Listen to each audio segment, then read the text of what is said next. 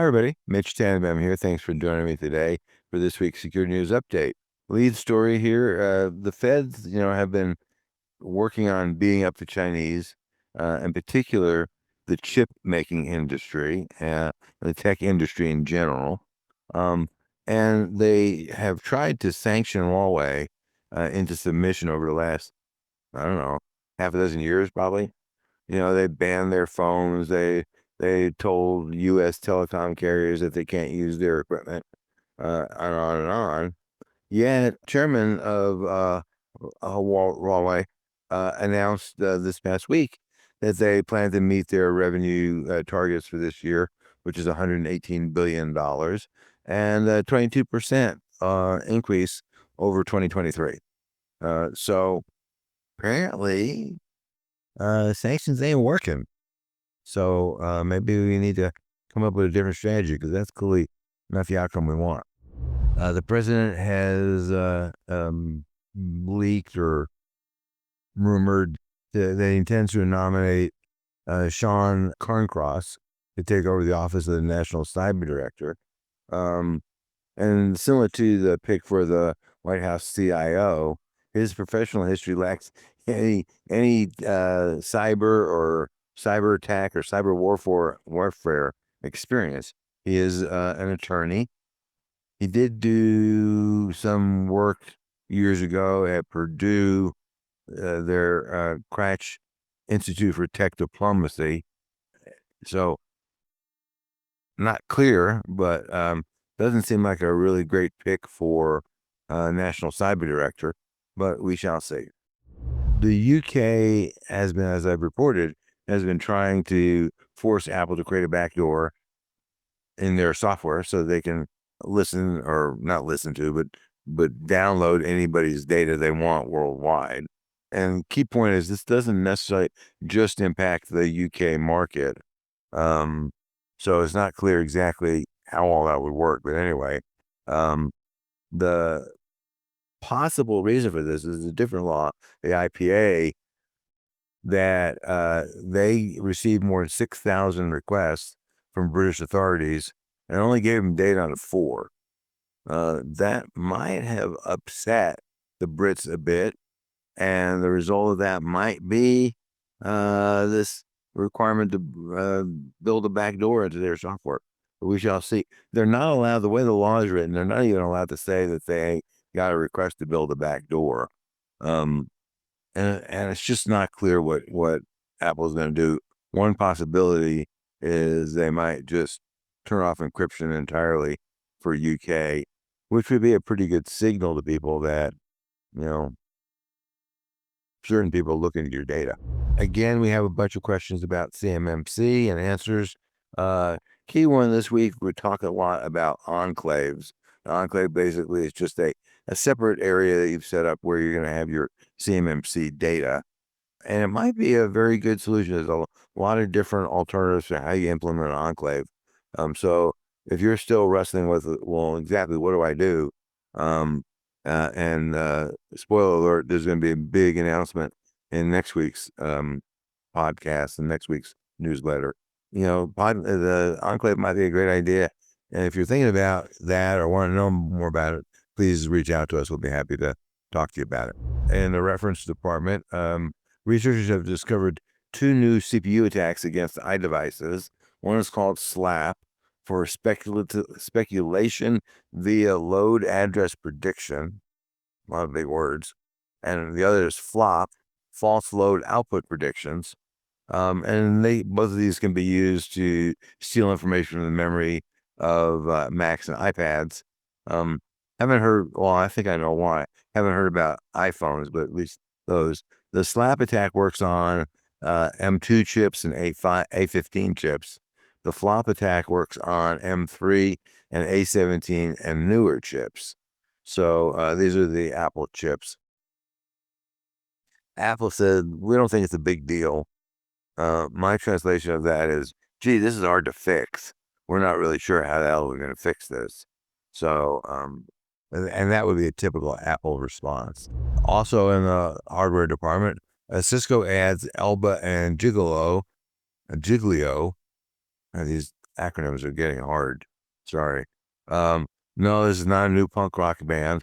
Um, but it's what's called a data processing unit, which is a specialized CPU from a AMD subsidiary, Pensando.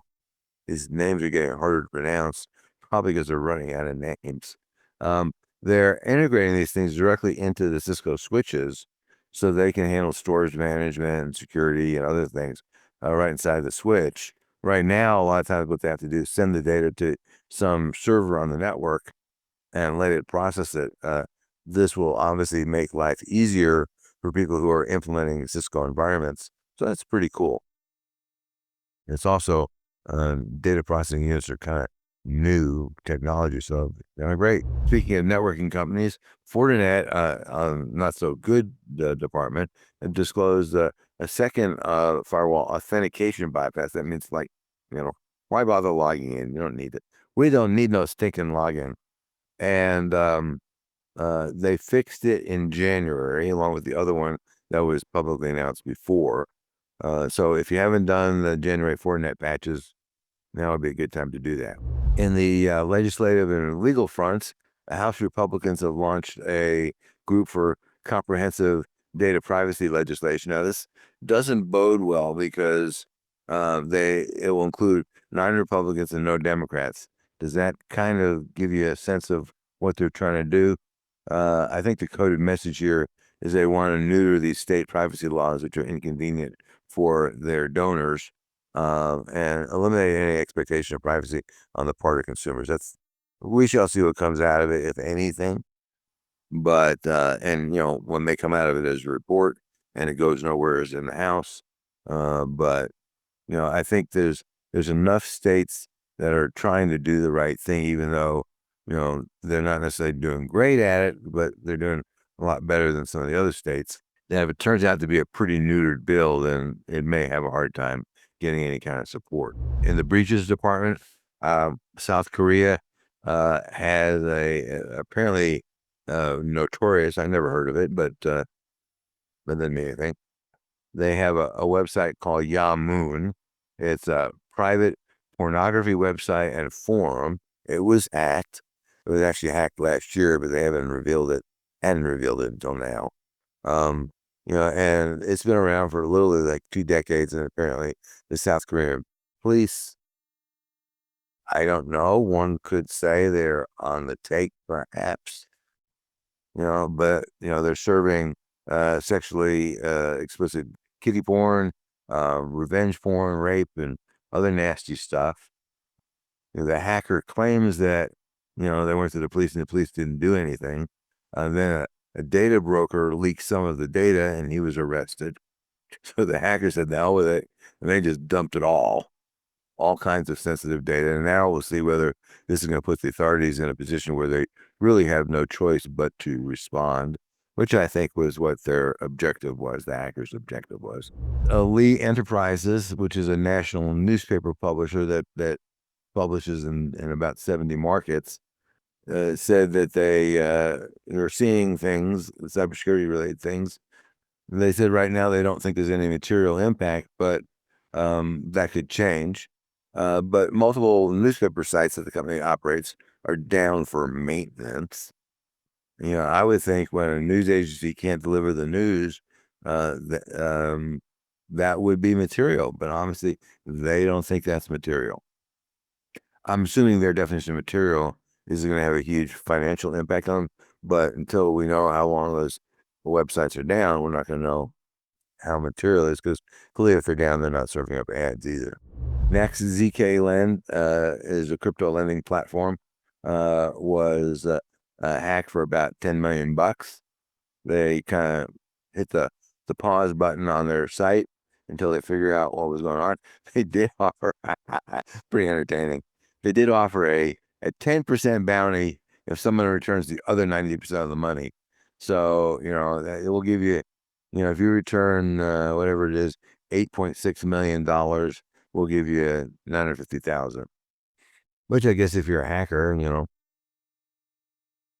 might be okay. Literally billions of Internet of Things records from the Chinese Grow Light company Mars Hydro were leaked.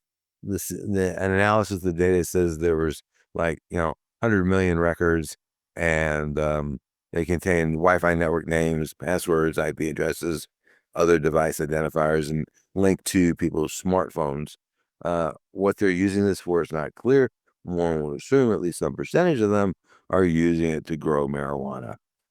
So I'm not sure that you necessarily want people to know that you're doing that. It kind of makes you a bit of a target, but the data is out there now. The Virginia AG's office was hacked, and their solution to the problem was shut down their IT operations and file court documents on paper. I am sure the lawyers are freaking thrilled. Apple is warning, and this is really out of character for Apple, an extremely sophisticated attack.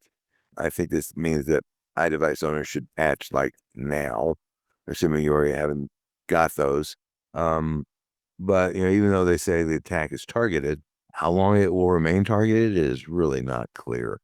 So patching would be a good idea. The General Accounting Office reported that the Coast Guard is not ready to protect us from cyber attacks. And we know that the shipping industry has been a good target. We've seen ports ransomed, we've seen shipping software ransomed, we've seen ships targeted. So all is not good. But the Coast Guard is one of their missions is to go off and provide those kind of cybersecurity services. They came up with a plan several years ago, but no plan to implement it or fund it or staff it. And why would that be important? Russia and China continue to cyber beat us to death. And it's not clear what the U.S. intends to do. Those big attacks like the attacks against the U.S. government and against major telecom carriers and a bunch of others. And not clear what the administration plans to do about that. The news bites for the week. Apparently anybody, and hopefully they fix this by now, but anybody can push updates to the doge.gov website. And someone did. And it was meant to be a prank. They didn't do any harm. The VP calls for less AI regulation in Europe.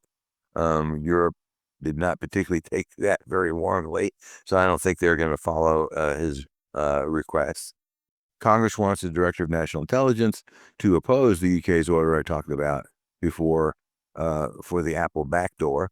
Don't know whether the DNI really understands. Well, she does. I mean, she said backdoors are bad in her Senate confirmation hearing, so she apparently understands or at least knew what the soundbite was for talking about backdoors, but we'll see whether she does anything about that. The president traded a Russian money launderer for a U.S. teacher that had been in jail in Russia, which is not, I suspect, a fun place to be in jail. Traded the teacher for this money launderer plus 100 million in crypto. This guy traded billions and billions in crypto, so giving the United States a little sample probably didn't bother him too much. It's not clear what Trump plans to do with that crypto. Does he plan to give it back to the victims, or is he going to keep it for himself, or what? Unclear. The president nominated one more political operative with no cyber experience, as I said earlier, as national cyber director. So, that is the cyber news of the week. And clearly, while ransom payments are going down, I think because people have figured out that ransom payments don't work, that doesn't mean that cyber attacks are down, because they're not. And the best solution is to prevent the attack in the first place. So if that's something that keeps you up at night, it probably should, and you need assistance with that, please reach out to us. So until next time, thanks for listening. Stay safe. And if we can help you, please contact us. Take care.